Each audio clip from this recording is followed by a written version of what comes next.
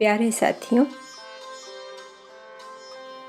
मेहरुनिसा परवेज़ अपने आसपास के साधारण पात्रों और घटनाओं को बहुत बारीकी के साथ अपनी कहानियों में उतारती हैं। तो आज पेश है स्त्री दर्पण के लिए मेहरुनिसा परवेज़ की ऐसी ही एक मार्मिक कहानी, अपनी ज़मीन।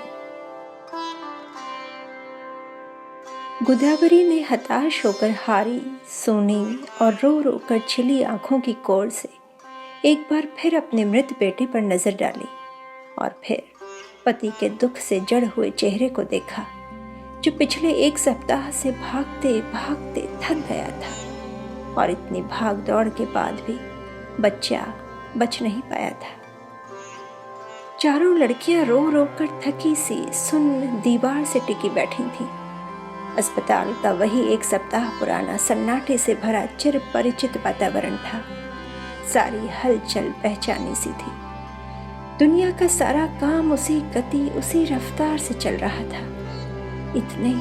इतने लोगों में किसी के मर जाने से दुनिया का काम तो नहीं रुकता ना। बरामदे में फिनाइल का पोछा दिया जा रहा था। सुंदर सुंदर साड़ियों में डॉक्टरनियों का झुंड इस वार्ड से उस वार्ड में आ जा रहा था। वे सफ़ेद मोजे पहने, गंभीर चेहरा लिए, दहशाती से इधर से उधर तेज तेज आ जा रही थी। मरीजों का भी वही रोज का क्रम था। कष्ट से कराहते रुदन आज भी हवा में रचे बसे थे। सब ज्यों का त्यों था।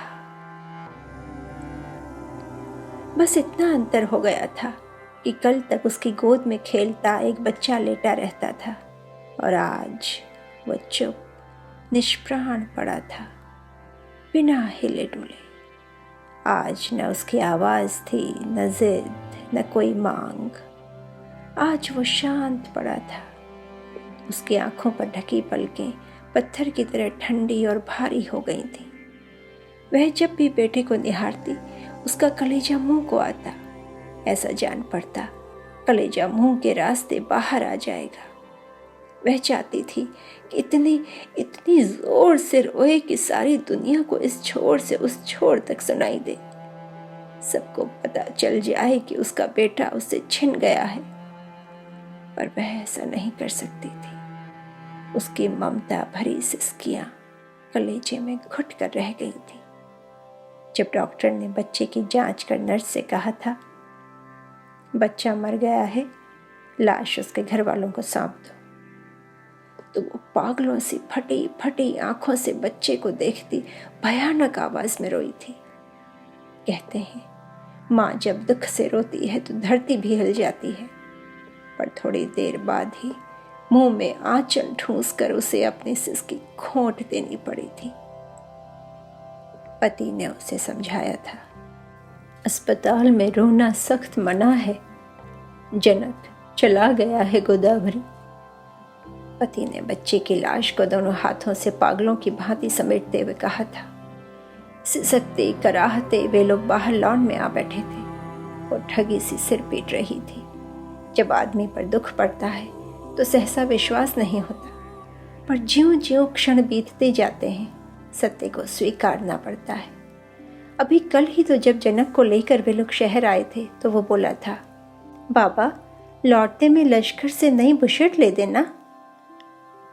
उसे जीना है, वो जिएगा, इसका उसे कितना विश्वास था। कोई सोच भी नहीं सकता था कि हंसती खेलती एक नन्ही सी जिंदगी दिए की तरह अचानक धप से बुझ जाएगी। बाबा मैं बड़ा हो जाऊंगा तो भैंस खरीदूंगा, खूब दूध पीऊंगा और बड़ा आदमी बनूंगा। अपने बाबा की गोद में लेटा लेटा वो आसमान में चांद निहारा करता था। उसके नन्ही नन्ही भोली भोली बातों से सारा घर निहाल हो जाता था।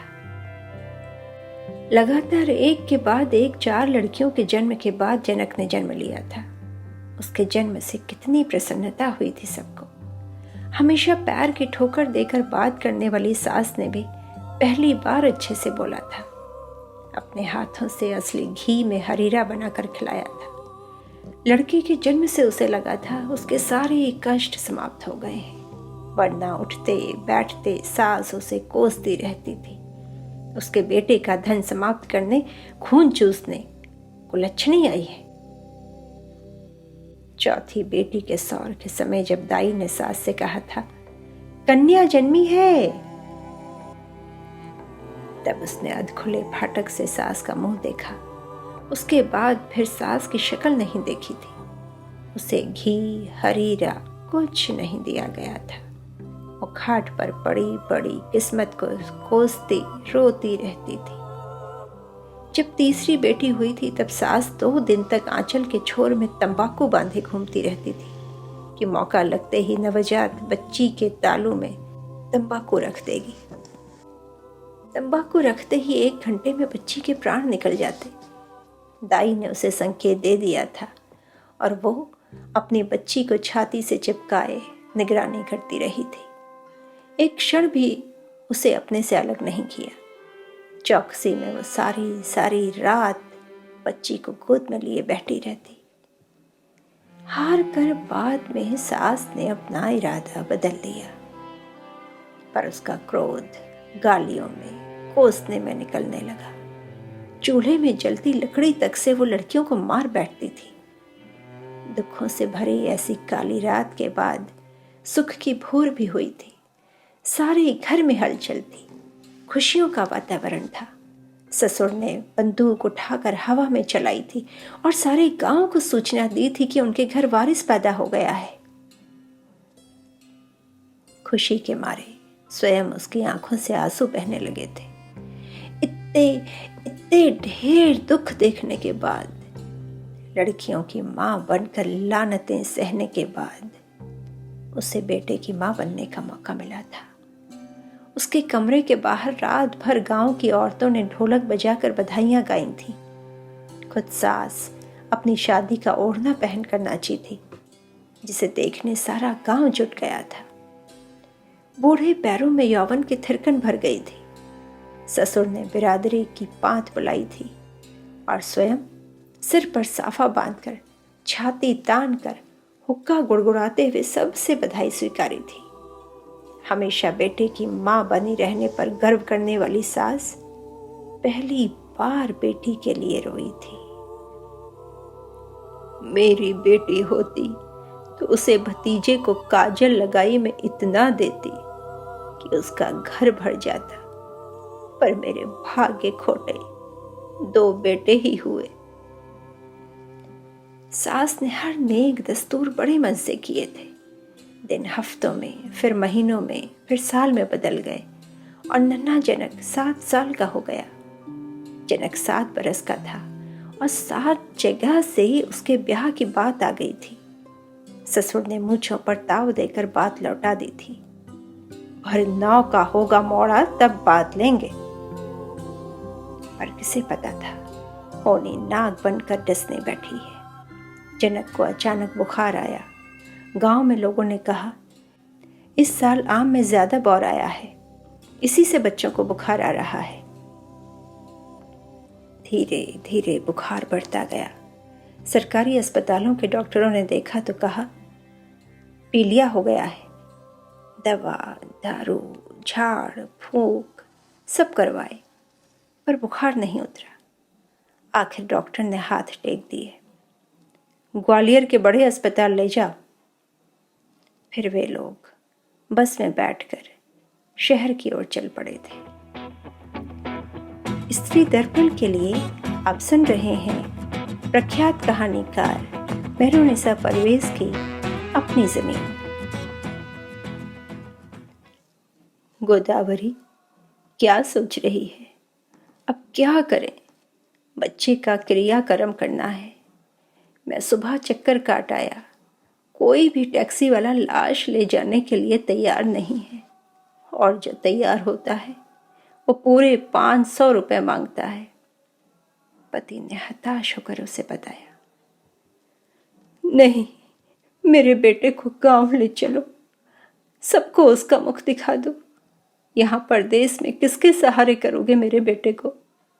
क्या परदेश की मिट्टी ही मेरे बेटे के नसीब में है?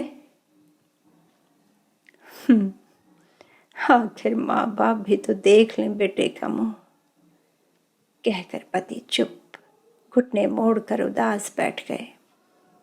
अस्पताल की हलचल वैसी ही थी। लड़कियां रोते रोते निढाल पड़ी पड़ी ऊँघ रही थीं। वह गोद में जनक को लिए मक्खियां आंचल से भगाती बैठी थी। आंसू थे कि रुकना ही नहीं चाहते थे, और मन था जो जनक को मरा हुआ स्वीकारना नहीं चाहता था। सुन, अचानक पति ने उसके कंधे झकझोरे। एक काम हो सकता है, इसे बस में ले चलते हैं, और तो उसे जीवित बच्चे की तरह गोद में समेटे रहना। रास्ते भर रोना धोना नहीं, रास्ते भर आंचल ढांक कर इसे दूध पिलाती रहना। जरा भी शक न होने देना, क्योंकि बस में जिंदा आदमी जाते हैं, मरे हुए नहीं। थोड़ा भी शक हुआ तो हम सब जेल की हवा खाएंगे। क्या कहते हो? उसने जोर से सिसकी भरी। जनक को दूध पिलाऊं? मोड़ा तो रूठ गया, मेरी छाती पत्थर कर गया। शांत हो जा गोदावरी, अकल से काम ले। इस तरह जनक को लेकर गांव जा सकेंगे क्या? सोच ले, बिना जनक के लौटना पड़ेगा, और ज्यों ज्यों देर होगी समस्या और बिकट हो जाएगी। अभी ताजा बात है, मेरी बात मान ले। गोदावरी बेवकूफ से गूंगी बनी पति को निहारती रही। उसकी समझ में कुछ नहीं आ रहा था। अभी कल ही की तो बात है, जनक को हंसाते खिलाते बस की खिड़की से बंदर मंदिर दिखाते लाए थे, और आज छिपा कर ले जाने की बात होने लगी। उसका बेटा जनक अब जनक नहीं रहा। चल चल गोदावरी, जनक को लेकर उठ। पति ने उसे कंधे से उठाकर खड़ा किया। लड़कियों ने बाकी सामान पकड़ लिया। पति उसे सहारा देकर ले जाने लगे। गोदावरी छाती से चिपकाए अपने छावनी को ले चलने लगी।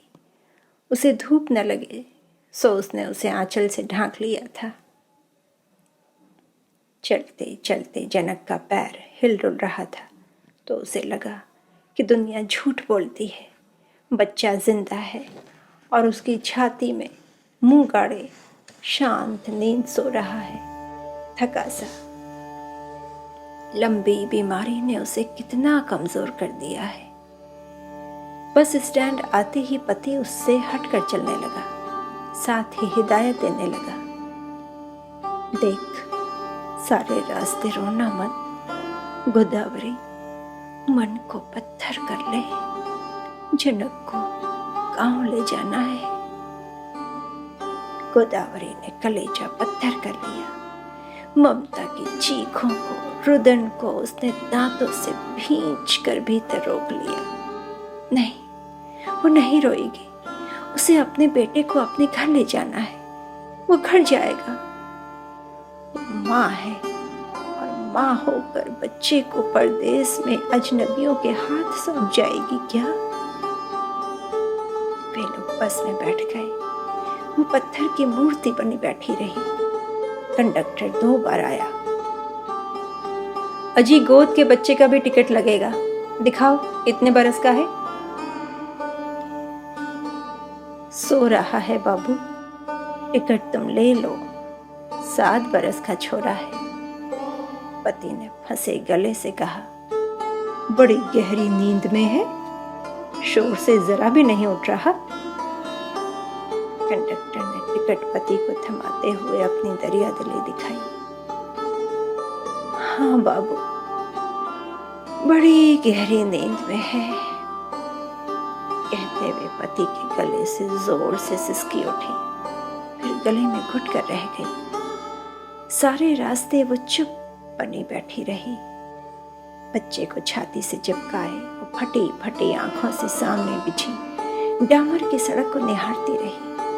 गांव पर गांव आते रहे, लोग उतरते चढ़ते रहे। सारे लोग उतरकर नाश्ता पानी करते रहे। पर वे लोग तो दूसरी दुनिया के वासी थे, जिन्हें कभी भूख प्यास लगती ही ना हो, ऐसे ठठ बने बैठे रहे। अजीब, बच्चों का मुंह सूख रहा होगा, पानी वानी तो पिला दो, एक यात्री ने हमदर्दी दिखाई। नहीं हुजूर, गरीब के बच्चे हैं, इन्हें भूख प्यास नहीं लगती। बस फिर चल पड़ी। यात्रा इतनी कठिन हो सकती है, ये वो कभी सोच भी नहीं सकते थे। जब बस उनके गांव में पीपल के पास रुकी तो उसका कलेजा मुंह को आने लगा। बच्चे के भार से उसकी बाह भारी हो गई थी। भीड़ के पीछे पीछे वो भी उतरने लगी। पति लड़कियों को बाह पकड़ पकड़ कर उतारने लगा। पति ने उसे उतारने के लिए उसकी गोद से जनक को लिया। जनक को पति की बाहों में देते हुए उसे लगा कि वो एकदम हल्की सी, तिनके सी हो गई है, जैसे उसका अपना कोई वजन ही ना हो। सारा भार तो जनक का था और पहली बार उसे लगा कि उसकी गोद सूनी हो गई है। दुख से उसकी छाती फटने लगी। वो एकदम नीचे उतर कर रोने लगी। उसके साथ पति, बच्चियां सब रोने लगी। बस के तथा आसपास के सारे आदमी चकित रह गए और आश्चर्य से उन्हें देखते रह गए। किसी की समझ में कुछ नहीं आया। पति जनक की लाश को दोनों बाहों में संभाले आगे चलने लगा। उसे लगा कि बेटे को अपनी जमीन देने के सुख से वो निश्चिंत और हल्का हो उठा है। तो ये थी मेहरुनिसा परवेज की कहानी अपनी ज़मीन।